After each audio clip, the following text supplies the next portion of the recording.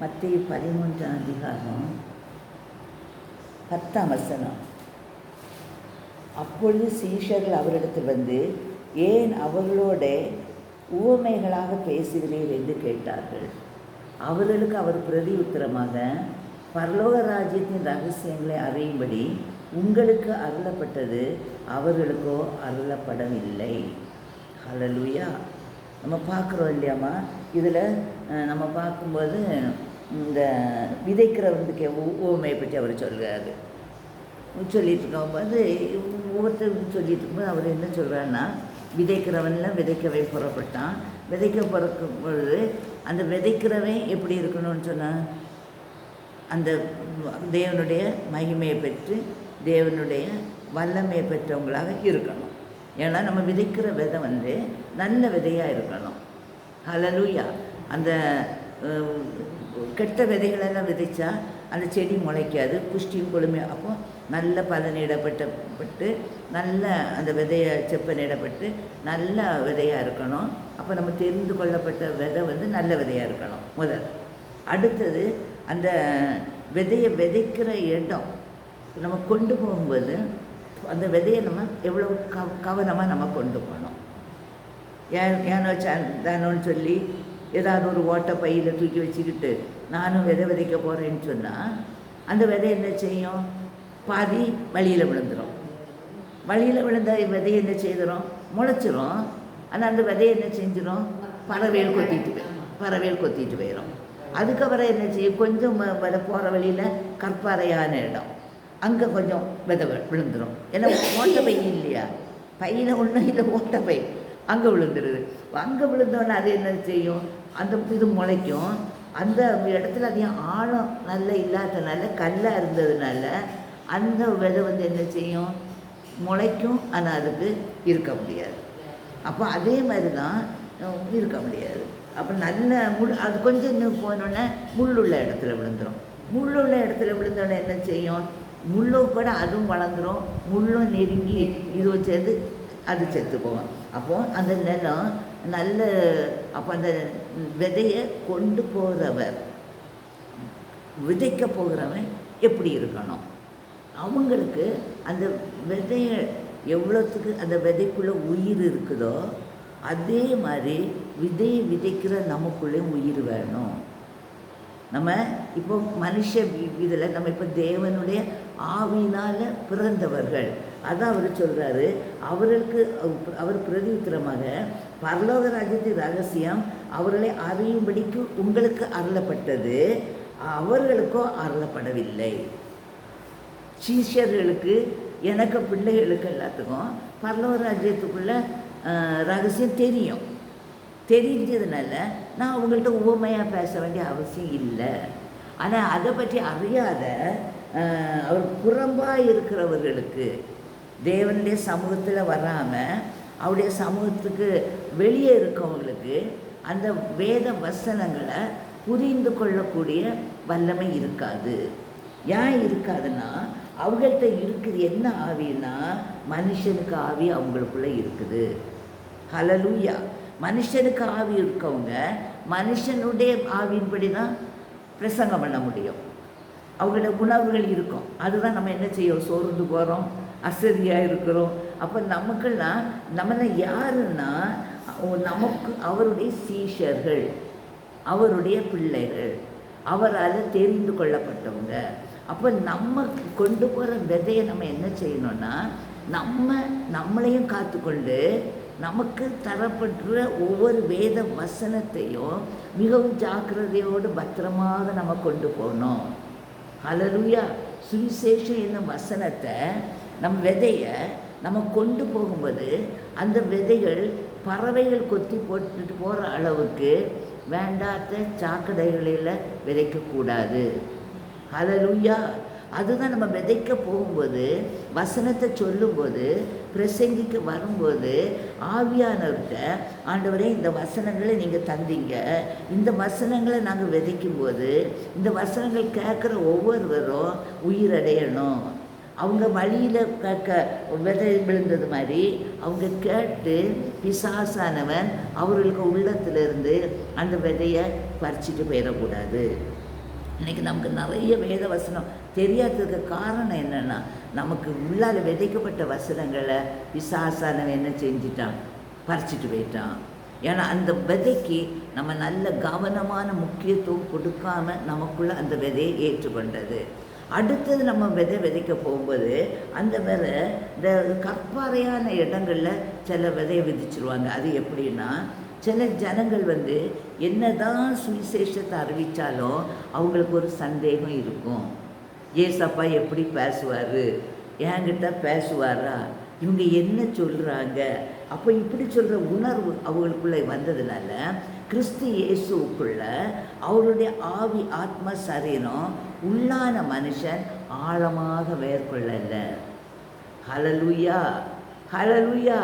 அந்த சிஸ்டர்கிட்ட போனாலே நம்ம இப்படி ஒன்று சொன்னால் அப்படி இப்படி தான் சொல்லுவாங்கன்னு நம்ம சொல்லிடுவோம். அது ஏன் சொல்லணும்னு சொன்னால், அந்த வசனங்கள் நமக்குள்ள ஆழமாய் மேற்கொண்டு அதை ருசிப்பதற்கு நமக்கு வருகிற உபத்திரவமும் துன்பங்களும் அதை ருசிப்பதற்கு நம்மளை சம்மதிக்கலை. ஹல்லேலூயா.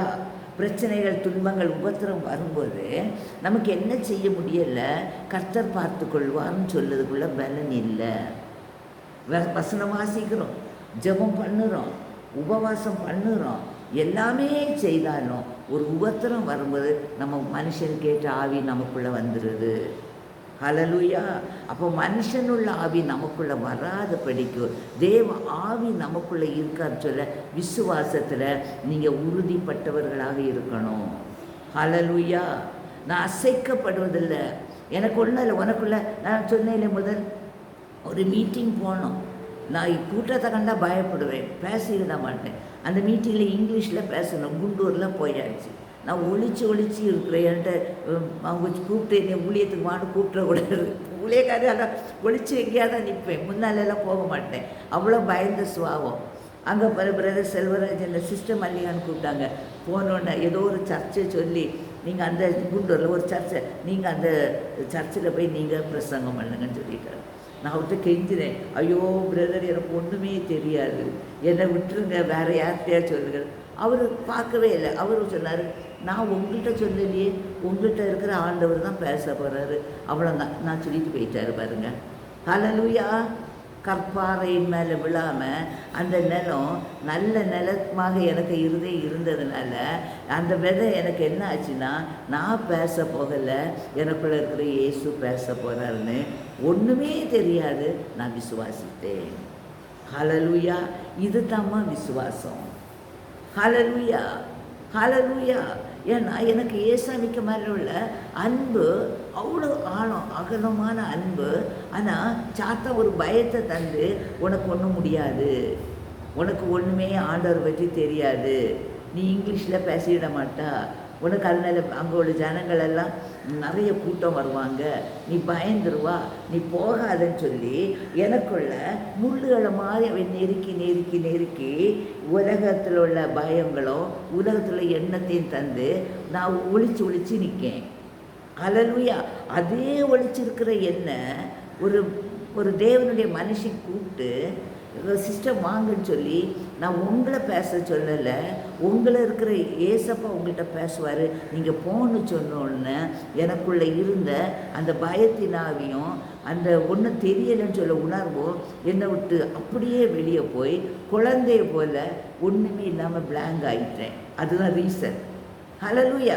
பிளாங்காக என்ன செய்துட்டேன்னா, சுத்தமான இருந்தேன், ஒன்றும் இல்லை. கூட்டிகிட்டு போகிறாங்க, எங்கே கூட்டிகிட்டு போகிறாங்கன்னு தெரியாது. ஆனால் நான் போகிறது எங்கே, பிரசங்கம் பண்ணதுக்கு.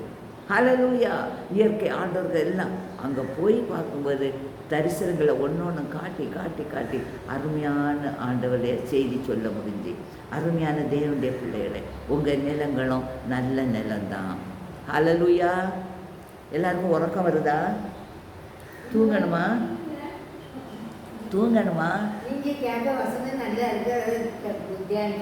தியானிச்சிருங்க. அப்போது நம்மளுக்கெல்லாம் நல்ல நிலம் தான். ஹல்லேலூயா. ஆமென். இப்போ நமக்கு அந்த நல்ல நிலம் வேணும். எனக்கு பயந்தேன், இல்லை சிஸ்டர் நீங்கள் இல்லை, உங்களுக்கு ஒரு இயேசு தான் பேச போகிறேன்னு சொன்னோன்னே எனக்கு இதுவே நல்ல நிலமாய் மாறிவிட்டது.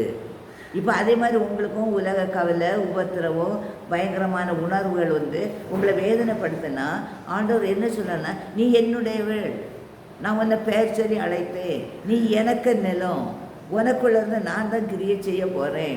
இன்னையிலேருந்து உனக்கு கஷ்டங்கள் எல்லாம் மாறிட்டு, உன் பிரச்சனையெல்லாம் மாறிட்டு, உனக்கு கடன் எல்லாம் பனி போல் போயிட்டு, மலை போல் இருக்குது பனி போல் உருகும். அப்படியே விசுவாசிங்க. ஹல்லேலூயா. வழி தெரியாது நமக்கு. என்னென்னா வழி, ஐயோ பனி போல் இருந்தால் இது எப்படி உருகும்? ஹல்லேலூயா. இதுக்குள்ளே பணம் நான் எங்கேருந்து வாங்குவேன், எங்கே போகணும், அந்த லோனை போட, இந்த லோன் அடைக்க அந்த லோன், அந்த லோன் அடைக்க இங்கே லோன்னா லோனு கூட்டிகிட்டே போகும். நீங்கள் சொன்னீங்க நான் கடன் வாங்க மாட்டேன், நான் கடன் வாங்க மாட்டேன், என் லோனெல்லாம் அடையும். ஹல்லேலூயா. விசுவாசிங்கம்மா, அது அடையும் கண்டிப்பாக. அடுத்த வாரம் சிஸ்டர் நீங்கள் எனக்கு சாட்சி சொல்லுவீங்க. ஹல்லேலூயா. எப்படின்னு எனக்கு தெரியாது, சாட்சி வந்து சொல்லுவீங்க, அவ்வளோதான் எனக்கு தெரியும். இதை நீங்கள் விசுவாசித்தாலே, மல்லிகை சிஸ்டர் உங்களை நான் விடலை, உங்களுக்குள்ள ஆண்டவர் தான் பேச போகிறாருன்னு சொன்னிற மாதிரி இன்றைக்கி நான் சொல்கிறேன், நீங்கள் எனக்கு அடுத்த வாரம் சாட்சி சொல்ல போகிறீங்க. நான் தைரியமாக நான் போனேன், என் நிலம் நல்ல நிலமாக மாற்றப்பட்டது. ஹல்லேலூயா. அப்போ நல்ல நிலமாக மாற்றப்படும்போது தான் இவர் என்ன செய்யார்னா, தேவனுடைய ராஜ்யத்தின் ரகசியத்தை அறியும்படிக்கு சீஷருக்கு அருளப்பட்டது. அந்த வசனம் அதான் சொல்லு, அவர்களுக்கும் அருளப்படவில்லை, உள்ளவன் எவனோ அவனுக்கு கொடுக்கப்படும், பரிபூரணமும் அடைவான். ஆனால் இல்லாதவன் எவனோ அவனிடத்தில் உள்ளதும் எடுத்துக்கொள்ளப்படும்.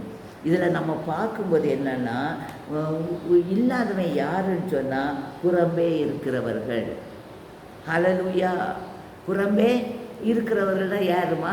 அவர்களுக்கோ அருளப்படவில்லைன்னு சொல்லி இருக்கு இல்லையா? புறம்பே இருக்கிறவர்கள்னா அவர்களுக்குள்ள பரிசுத்த ஆவியானவர் இல்லாதவர்கள். ஹல்லேலூயா. ரகசியங்களை அறிகிறவங்க யாருன்னு சொன்னால் பரிசுத்த ஆவி உடையவர்கள். அப்போ இதில் அவர் 2 செக்ஷனாக பிரிச்சுட்டார்.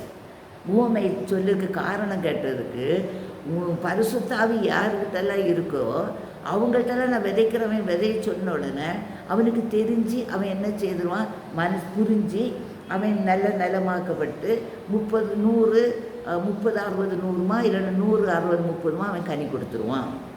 ஆனால் அதை அறியாத புறம்பாக இருக்கிறவன், தேவனுடைய ஆவியை பெறாதவன் என்ன செய்வான்னா, அவனுக்கு மனுஷனுடைய ஆவி இருக்கிறதுனால அந்த வசனம் வரும் மரணமா. 1 கொரிந்தியர் 2ஆம் அதிகாரம் 1 கொரிந்தியர் 2ஆம் அதிகாரம் 10ஆம் வசனம் பாருங்க. அதில் 1 கொரிந்தியர் 2:10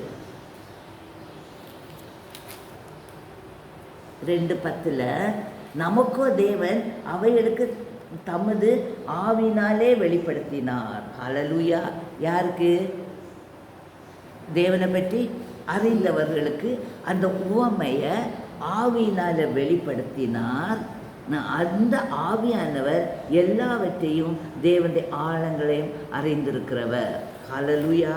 அப்போ நமக்கு வெளிப்படுத்தின தேவன் யாருன்னா ஆவியாக இருக்கிறாரு. அவருக்கு எல்லாம் தெரியும், எல்லா ஆழங்களையும் தெரியும். ஹல்லேலூயா. அப்போ இன்றைக்கி நம்மளை அவர் உபயோகப்படுத்தும் போது, ஒரு உவமை சொல்லும்போது என்ன இதுக்காக வேண்டியதான் ஆண்டவர் இந்த வார்த்தையை சொன்னார். அப்போ இந்த வார்த்தைக்கு வல்லமை என்னென்னா, நீங்கள் இல்லை, நான் உங்களுக்குள்ளே இருக்கிற இயேசு தான் பேசுவார். இல்லைன்னா உங்களுக்கு இருக்கிற இந்த மலை போல் இருக்கிற கஷ்டம் பனி போல் பெய்ட்டுன்னு சொல்லிட்டாங்க. அது என்னன்னு சொல்லும்போது அவங்க பனி போல் போய் உருகி போயிட்டுன்னு அவங்க யோசிச்சிருக்காங்க. அப்போ ஆழங்களை அறிந்திருக்கிறார். என்ன ஆழம்னா, அவர் சொல்ல ஆகும், கட்டளையிட நிற்கும். ஹல்லேலூயா. ஹல்லேலூயா. அவர் என்ன சொல்கிறாரு, மகளே உன் கஷ்டங்கள் இந்த நிமிஷத்தோட பனி போல போயிட்டு. விசுவாசிக்கிறீங்களா? விசுவாசிக்கிறீங்களா? அடுத்தது அவர் என்ன சொல்கிறேன்னா, உனக்கு வியாதி, நான் இன்றைக்கி சொன்னேன் இல்லையா, எப்படி எனக்கு வரும், என்னெல்லாம் கஷ்டம் வந்து, நான் சொன்னேன் 2 காலம் எடுக்க முடியலை, பயங்கர தூக்க முடியலை, ஒரு மாதிரி வலின்னா அது ஒரு பயங்கர, இன்னும் அந்த வலி கொஞ்சம் இருக்குதான் செய்யுது. ஆனால் நான் யோசித்தேன், ஏசப்பா நான் உங்களுக்கு பிள்ளை 18 எந்த வியாதியும் உனக்கு வரவிடேன்னு சொன்னீங்க, அதனால் எனக்கு அபிஷேகம் ஆவியானவர் எனக்கு அருளப்பட்ட ஆவியின் ஆழங்கள் அறியக்கூடிய கிரியை நமக்குள்ளே இருந்ததுனால இந்த வியாதி எனக்குள்ளதில்லை, இதை உண்டாக்குற சத்துருவே என் கால் கர்த்தருக்கு தான் சொந்தம், நீ என் காலை விட்டு வெளியே போன்னு சொல்லி போயிட்டானான்னு நான் கேட்கல, போயிட்டான்னா நான் பார்க்கல, போயிட்டான் என்று நான் விசுவாசித்தேன். ஹல்லேலூயா, ஹல்லேலூயா, ஹல்லேலூயா. எப்படி போச்சுன்னு சொல்லவே முடியாது. எப்படி போக முடியும்? டாக்டர்கிட்ட சொன்னால் காலை எடுக்கணும்னு தான் சொல்லுவாங்க. ஹல்லேலூயா. முடியாததை முடியுது. கர்த்தருடைய ஆவியானவர் ஆழங்களில் நமக்கு அறிகிற தெய்வம். அதுதான் ஊமையை நம்மள்ட்ட அவர் சொன்னால் போதும் நமக்கு தெரியுது. ஆனால் தேவனுடைய ஆவி இல்லாதவங்களுக்கு இதில் மனுஷன ஞானம் போதிக்கிற வார்த்தை அவர்களுக்கு உலக ஞானத்தில் பயத்தை உண்டாக்கிறது, அவிசுவாசத்தை உண்டாக்கிறது. ஐயோ, கடன் வாங்காதிருப்பாயா, நான் வசனத்துக்கு கீழ்ப்படியில் இல்லைன்னா எனக்கு தெரியாமல் நான் கடன் வாங்கிட்டேன் ஏசப்பா, இனி நான் கடன் வாங்க மாட்டேன், இனி நீங்கள் பார்த்துக்கொள்வீங்க ஆமேன்னு சொல்லி அவரை ஸ்தோத்திரம் பண்ணும்போது, நீ துதிக்கும்போது, நீ அவரை மகிமைப்படுத்தும் போது கடன் எப்படி போகும்னு தெரியாதுமா. அது பனி போல போயிடும்னு மாத்திரம் தான் எனக்கு சொல்ல தெரியும். ஏன்னா வேத வசனம் அது அப்படி தான் சொல்லுது. அதை நீங்கள் ருசித்தீங்க. ஏன்னா இது மனித ஞானம் இல்லை, இது தேவனுடைய ஞானம். தேவனுடைய ஆவியை எங்கே ஒருவனு தேவனுக்குரியவளை அறிய மாட்டான். ஹல்லேலூயா. எப்படி போகணும்னு நம்ம அறிய மாட்டோம். ஆனால் அது என்ன செய்கிறோம்? போயிடும். ஆமென், ஆமென். விசுவாசிக்கிறீங்களா? எப்படி போகல நீங்கள் சொல்ல, ஐயோ இது மலையாச்சு, இப்படி நிற்குது, இது அசைக்கவே முடியல, கிட்டையே போகலையே. இயேசுவின் நாமத்தில் மலையை நீ பேர்ந்து கடலுக்குள்ளே போன்னு சொல்லிட்டு திரும்ப பார்க்காதீங்க, நடந்து போயிருங்க, போயிருங்க. உங்கள் வார்த்தைக்கு ஆமென்ல இருக்குது. அவருடைய அதிகாரத்தை அவங்க நாவில் தந்துட்டார். ஏன்னா அவருடைய ஆவி உங்களுக்குள்ள. நீங்கள் மனுஷ ஞானத்தில் சொல்லலை, தெய்வீக ஞானத்தில் நீங்கள் சொல்கிறீங்க. ஹல்லேலூயா. தேவனால் எங்களுக்கு அருளப்பட்டவைகளை அறியும்படிக்கு தேவனத்தின் புறப்படுகிற ஆவியை நம்ம பெற்று தான் நம்ம இந்த வார்த்தையை சொல்கிறோம். சிஸ்டர், நீங்கள் அடுத்த வாரம் நல்லா வருவீங்க, சமாதானத்தோட வருவீங்கன்னு சொல்லிட்டா அவங்களுக்கு வேறு ஒன்றும் தெரிய வேண்டாம். நான் சமாதானத்தோடு போவேன் மாத்திரம் பதிஞ்சால் போகிறோம். ஹல்லேலூயா. ஏன்னா உலகம் கொடுக்கக்கூடாத சமாதானம் பிதாவாகிய தேவனால் ஒருவர் மாத்திரம் தான் கொடுக்க முடியும். ஹல்லேலூயா. அது எந்த வழியில் அந்த சமாதானம் கிடைக்கும் நமக்கு தெரியாது. ஆனால் அவர் சொல்லாகும். ஹல்லேலூயா. அதை நீ விசுவாசித்தால் உன்னால் கூடாத காரியம் ஒன்றுமே இல்லை. பலனற்றவருக்கு, பலன் இல்லாதவர்களுக்கு உதவி செய்வது அவருக்கு லேசான காரியம். ஹல்லேலூயா.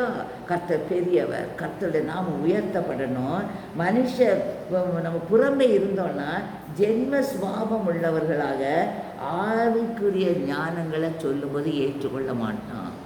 இன்றைக்கு நான் இப்போ சொல்கிறேன், உங்களுக்கு கஷ்டம் உங்களை விட்டு மாறிட்டு, உங்கள் தலைவலி உங்களை விட்டு மாறிட்டு, உங்கள் கடன் பிரச்சனை உங்களை விட்டு மாறிட்டு நான் சொல்லிட்டேன். இவன் உங்கள் கால் வலி உங்களை விட்டு மாறிட்டு நான் சொல்லிட்டேன்.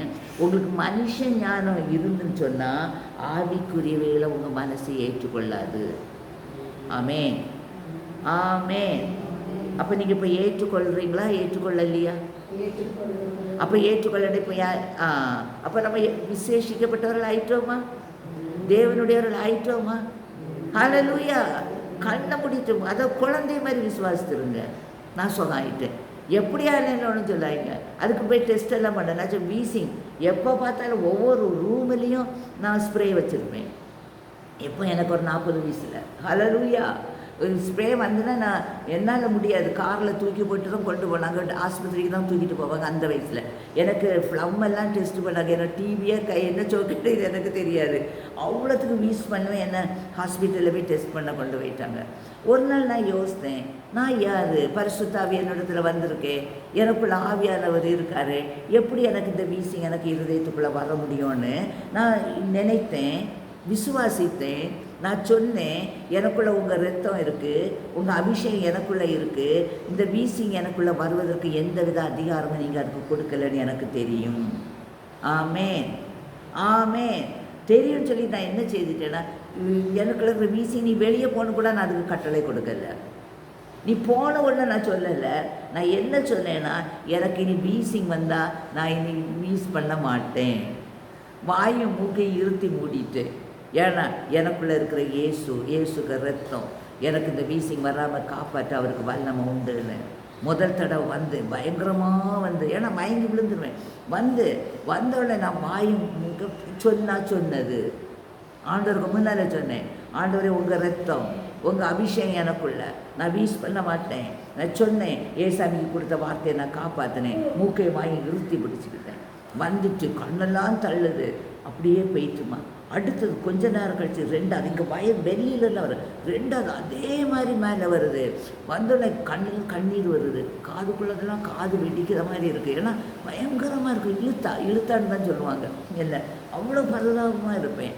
நான் சொன்னேன், ஏசப்பா நான் உங்கள் பிள்ளை, இது எனக்கு நான் வீஸ் பண்ணவே மாட்டேன், நான் உங்கள் பிள்ளை, வைராக்கியமாக உங்கள் ரத்தம் எனக்குள்ள, உங்கள் அபிஷேகம் எனக்குள்ள, நான் வீஸ் பண்ண மாட்டேன். கண்ணு வெளியே வந்தாலும் சரிதான், காது பிஞ்சு போனாலும் சரிதான், நான் பண்ண மாட்டேன்னு சொல்லி உறுதிய ஸ்தோத்திரம் கூட எனக்கு பண்ண தெரியலை, மாட்டேன்னு சொல்லி இருந்தேம்மா.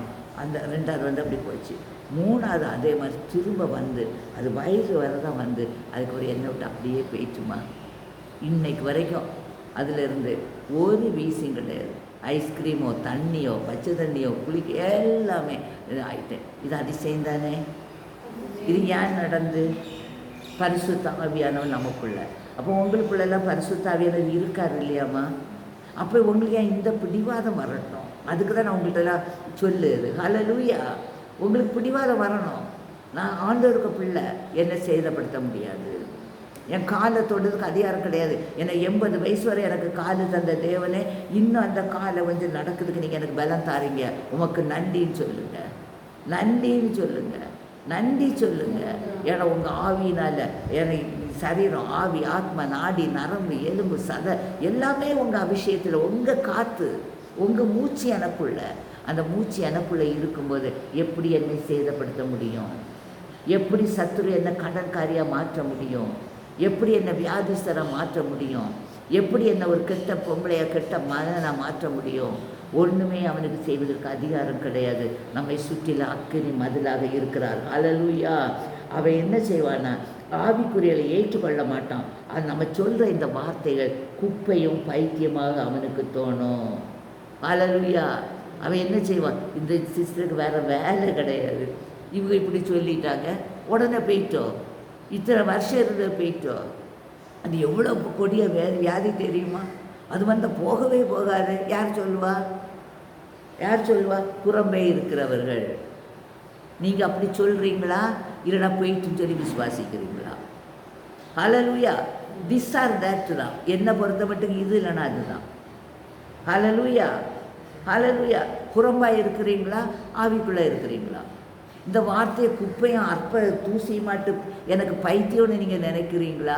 இல்லைனா இந்த வசனம் உண்மை, இதே மாதிரி எனக்கும் விடுதலை தருவார்னு சொல்லி உங்களுக்கு இருக்கிற பிரச்சனையில் நீங்கள் விடுதலை பெற்றுக்கொள்கிறீர்களா? ஹல்லேலூயா! ஹல்லேலூயா! அவர் என்ன சொல்கிறானா, அவைகள் ஆராய்ந்து நிதானிக்கப்படுகிறவளானதால் அவைகளை அறியவும் மாட்டான். யார்? பிசாசு. எனக்கு ஆராய்ந்து நிதானிக்கணும். இவளுக்கு இது போயிட்டுதா, எப்படி போச்சு, போகிறதுக்கு அதுக்கு என்ன வல்லமை இருந்து, எந்த வல்லமையில் ஒரு நிமிஷத்தில் இந்த வியாதி போயிட்டுன்னா அதுக்கு ரகசியம் என்ன? ஹல்லேலூயா! இது யார் அறிவா? ஆவிக்குரியவர்கள் ஆராய்ந்து அறிவாங்க. ஆனால் ஆவி இல்லாத புறம்பே இருக்கிறவர்களுக்கு இதை தெரியாது. ஆமென், ஆமென். இன்னைக்கு நீங்கள் புறம்பாக இருக்கிறீங்களா, ஆவிக்குரியவர்களாக இருக்கிறீங்களா? ஹல்லேலூயா! ஆவிக்குரிய இருக்கிற நம்ம எல்லாவற்றிலும் எல்லா சூழ்நிலையும் எந்த நேரத்திலும் அவருடைய அன்போ சந்தோஷமோ சமாதானமோ நமக்குள்ள பொங்கி எழுப்பிட்டு இருக்கோம். ஹல்லேலூயா! ஹல்லேலூயா! ஆமென். என்னுடைய கணவன் அந்த மரணத்தில் என்னை பார்த்துட்டு ஒரு ஒரு ஒரு நாட்டையர் சொல்லியிருக்கார், ஒரு ஊழியக்காரர் சொல்லியிருக்கார், இவள்கிட்ட இருக்கிற ஆவி நல்ல ஆவின்னு சொன்னாராம். ஹல்லேலூயா! ஹல்லேலூயா! என் காது நான் சிரிச்சுக்கிட்டேன். ஹல்லேலூயா! ஏன்னா ஆவிக்குரியவர்களுக்கு தான் அந்த ஆவிக்கு அனுபவம் தெரியும். புறமாக இருக்கிறவங்களுக்கு விளையாட்டாக தான் தெரியும், இல்லைன்னா வேடிக்கை. அவங்களுக்கு உலக ஞானம், அழணும், கூப்பாடு போடணும், கதறணும், ஆளுகளுக்கு பார்க்கறதுக்காண்டியாவது 2 அழுகிறணும், அழுகையாவது அழுகிறணும். எனக்குள்ள கடமையை நான் ஒழுங்காக செய்தேன் பரிசுத்த ஆவியானுடைய ஒத்தாசையோடு. ஆமென். எனக்கு தந்த ஜீவனை பரிசுத்தாவின் ஒத்தாசையோடு ஆவியானவருடைய கரங்களில் கொடுத்து, ஆவியானவரே எல்லாவற்றையும் அதனதன் காலத்தில் அதனதன் காரியத்தை செய்ய வேண்டிய நேரத்தில் செய்ய வேண்டிய பிரகாரம் நேர்த்தியாய் செய்து விட்டார். அதுக்கப்புறம் ஏன் நான் உலக மனுஷிய மாதிரி கதறணும்? ஹல்லேலூயா! ஹல்லேலூயா! ஏன்னா எனக்கு சஞ்சலமும் தவிப்பும் என்னை விட்டு ஓடி போய் விட்டது. ஹல்லேலூயா. எனக்கு தந்த வேலையை ஆண்டவர் எனக்குள்ள இருந்து உண்மை உத்தமாக செய்ய தேவன் பலன் தந்து அவரே அந்த வேலையை செய்து விட்டார். ஆமென், ஆமென். அப்போ நீங்கள் உலகத்துக்கு பயந்து அழாதீங்க, உலகத்துக்கு பயந்து நடிக்காதீங்க. நம்ம உலகத்தார் இல்லை, உலகத்தால் நம்ம வேறுபட்டவங்க. நமக்கு அவர் உவமையாக சொன்னாலே நமக்கு அவர் நம்ம சும்மா சொன்னாலே நமக்கு தெரியும். உவமையாய் சொல்லி நம்மளை கொண்டு வர வேண்டிய அவசியம் இல்லை. ஏன்னா நம்ம தேவனை அறியாத புறம்பே இருக்கிறவர்கள் அல்ல. கிறிஸ்துவுக்குள் வந்து விட்டோம், அவருடைய ஆவியானவருக்குள் வந்து விட்டோம். அவராலே நடத்தப்படுகிறதுனால நான் சும்மா இருக்கிறேன். எனக்காண்டி அவர் செய்கிறதுனால எனக்கு ஒன்றுமே என்ன சேதப்படுத்தவில்லை. ஹல்லேலூயா, ஹல்லேலூயா, ஆமென். ஆவிக்குரியவன் எல்லாவற்றையும் ஆராய்ந்து அறிகிறான். அதுதான் நான் ஆராய்ந்து அறிய தேவன் தந்த கிருபை. ஆமென், ஹல்லேலூயா. உங்கள் எல்லாருக்குள்ளே அந்த ஆவியானவர் இருக்கிறாரு. ஆராய்ந்து அறிவதற்கு அவருடைய ஆழங்களின் செய்கைகள் இன்னதென்று நீங்கள் உங்கள் ஆவியை ஆவியோடு இசைந்து தேவ சித்தத்தை அறிந்து அவரோடு நீங்கள் சஞ்சரிக்க வேணும். ஹல்லேலூயா. அவர் என்ன சொல்கிறாருன்னா, மத்தேயு 25:30 பிரயோஜனமற்ற ஊழியக்காரர்கள் புறம்பாக இருக்கிற இருளிலே தள்ளப்படுவார்கள், அங்கே அழுகையும் பற்கடிப்பும் தான் உண்டாயிருக்கும். ஹல்லேலூயா. நம்ம யார்? தேவனுக்கென்று கர்த்தருக்கு போதிக்கத்தக்கதான அவருடைய சிந்தையை அறிந்தவன் யார்? அறியலை. ஆனால் கிறிஸ்து சிந்தை நமக்குள்ளே வந்ததுனால ஆவிக்குரியவன் எல்லாவற்றையும் ஆராய்ந்து அறிகிறான். ஆனாலும் அவன் மற்ற ஒருவனாலும் ஆராய்ந்து நிதானிக்கப்படான். அதுதான் மற்றவங்க சொன்னது, இவங்கள்ட்ட இருக்கிற ஆவி சரியில்லைன்னு சொன்ன காரணம் என்னென்னா, வேறு உலக பிரகாரமான புறமே இருக்கிறவர்களால் நம்மக்கிட்ட இருக்கிற ஆவியை அறிந்து நிதானிப்பதற்கு அவர்களுக்கு அதிகாரம் கொடுக்கப்படவில்லை. ஹல்லேலூயா. அப்போது நம்ம என்ன செய்யணும்னா, நீங்கள் பயப்படக்கூடாது, சோர்ந்து போகக்கூடாது. உள்ளான மனுஷன் நான் நல்ல நிலம்தான், நல்ல விதை தான், நாம் விதைக்கிற விதைகளெல்லாம் ஆண்டவருக்கென்று பரலோக ராஜ்யத்துக்கென்று ஒரு கூட்டத்தை ஆயத்தம் பண்ணுவதற்கு தேவன் என்னை அழைத்திருக்கிறார். இந்த அழைப்பின்படி அவர் என்னை நடத்துகிறவராலே நான் அழைக்கப்பட்டதுனால, கர்த்தருடைய வார்த்தை ஆமென்றும் ஆமென்றும் எனக்குள்ளே பதிந்ததுனால, நான் ஆவிக்குரியவளாக அவர்களை மாற்றினதுனால, என்னுடைய கிரியைகள் என்னுடைய செய்கைகள் எல்லாம் பிதாவாகிய தேவனை மகிமைப்படுத்துவதாக ஆராய்ந்து அறியாமல் தேவன் யார் என்று தெரியாத உலக மக்களுக்கு வெளிச்சத்தை கொடுப்பதற்கு அவர் நம்மை தெரிந்தெடுத்து விட்டார். ஹல்லேலூயா. ஏன் அவர்களோடு உண்மையால் பேசுகிறார்னு கேட்டதுக்கு அவர் சொல்கிறாரு, பரலோக ராஜ்யத்தின் ரகசியங்களை அறிய சீஷர்களுக்கு நமக்கு பரிசுத்தாவின் அருளப்பட்டிருக்கிறாரு. புறம்பே இருக்கிறவர்களுக்கு பரிசுத்தாவின் அருளப்படவில்லை. அவங்க இருளிலே இருக்கிறாங்க. இருளிலே இருக்கிற இவர்கள் தேவனை அறிய, அவரை அறிவிக்க தேவன் நமக்கு பொறுப்பு தந்திருக்கிறார். ஹல்லேலூயா. இப்போ நம்ம பொறுப்பு என்ன? முதலாவதாக நம்ம அறிந்து நம்ம கஷ்டங்கள் மாதிரி நம்ம சந்தோஷமாக ஆயிட்டோன்னு அப்படியே நம்பிடுங்க. ஹல்லேலூயா, ஹல்லேலூயா. கேள்வி கேட்காதீங்கம்மா, சோர்ந்து போகாதீங்கம்மா. அது பிளைண்டாக பிலீவ் பண்ணுறேங்க. நான் பண்ணுறேன், எனக்கு எல்லாம் நடக்குது, அதனால நான் உங்களுக்கு சொல்கிறேன், பண்ண முடியும்னு நான் சொல்கிறேன். அப்போ நம்ம பொறுப்பு என்ன, நம்ம வேலை என்ன, நம்ம கடமை என்னென்னா, இந்த மாதிரி தேவனை அறியாமல் புறம்பே இருக்கிறவர்கள் நம்முடைய வாழ்க்கை நம்மை நடத்துவதன் மூலம் அவர்கள் இயேசுதான் மெய்யான தேவன் என்று அறிந்து தேவனுடைய மந்தையில் சேர தேவன் கிருபை செய்யணும். கண்டிப்பாக கிருபை செய்வார். சோர்ந்து போகாதீங்க. இயேசுக்காக நம்ம வாழுவோம். நம்ம ஒரு புக்கு. ஏன்னா நம்மளை பரிசுத்த ஆவியானவர் நமக்கு அருளப்பட்டிருக்கிற தேவனுடைய ஞானங்களை ஆழங்களை அறியக்கூடிய அறிவை நமக்கு தந்து கிறிஸ்து இயேசுவில் சிந்தை நமக்குள்ளே வைத்து பூமியில் நம்ம ஆசீர்வாதமாக வைக்கப்பட்ட ஒரு புஸ்தகம். இந்த புஸ்தகத்தின் மூலம் இருளில் இருக்கிற ஜனங்கள் நம்ம வாசிக்கட்டும், நம்மளை பார்க்கட்டும், நம்ம குணநலன்கள், நம்ம கிரியைகள், நம்மளை நடத்துகிற வழிகள், எப்படி நடக்கிறோம், எப்படி இருக்கிறோம், கர்த்தர் இயேசுக்கு சிந்தை நமக்குள்ளே இருக்குதா, தைரியம் இருக்குதா, பலன் இருக்கா, கர்த்தர் பார்த்து கொள்வார், எல்லாத்தையும் அவர் செய்கிறார் என்று சொல்கிற சாட்சி இருக்குதா, அப்படி சொல்லி நீங்கள் விசுவாசிக்கும் போது உலகத்தில் உபத்திரம் உண்டு, பிரச்சனைகள் உண்டு, கவலைகள் உண்டு, கலக்கங்கள் உண்டு, கேவலமான சூழ்நிலையில் உண்டு. நிமிர்ந்து மனுஷ ஞானத்தில் உலகத்தில் நம்ம நிற்க முடியாது. அப்படிப்பட்ட நம்ம தான் இந்த தேவ ஞானத்தினால, தேவ பரிசுத்த அபிஷேகத்தினால நிமிர்ந்து நிற்கும். நம்மை குற்றப்படுத்துவதற்கு யாருக்கும் அவர் அதிகாரம் கொடுக்கப்படவில்லை. பலனுள்ளவர்கள் என்று அறிந்து பலப்படுத்துகிற கிறிஸ்துவனார். இன்னும் ஏசப்பா, நான் உங்களுடைய வெளிச்சத்தை உலகுக்கு காட்டுவேன். அறியாத பிற மக்களுக்கு உங்களை வெளிச்சத்தை நான் பேசினா கூட சண்டைக்கு வந்துடுவாங்களா இருக்கும், இல்லையா மதம் மாற்றான்னு சொல்லிடுவாங்களா இருக்கும். நான் பேசாமல் என்னை பார்க்குறவங்களே உங்களிடத்தில் வரக்கூடிய வெளிச்சம் எனக்குள்ளே இருக்குது. உங்கள் மகிமை, பார்வை, உங்கள் சிந்தை என்னை பார்க்கும்போதே இவன் இயேசுவை உடையவள், இயேசுக்கு போனோன்னு இருக்குது, இதே மாதிரி நம்மளும் வாழணும்னு சொல்லி ஆசையாக மற்றவர்களுக்கு வெளிப்படுகிற ஒரு புஸ்தகமாக தேவன் நம்மை ஆசீர்வதித்து வருகிறார். அவருக்கு நன்றியும் துதியும் ஸ்தோத்திரங்களையும் சொல்லுவோமாக. தேவன் தமிழ் வசனங்களை ஆசீர்வதிப்பாராக. ஆமென், ஆமென்.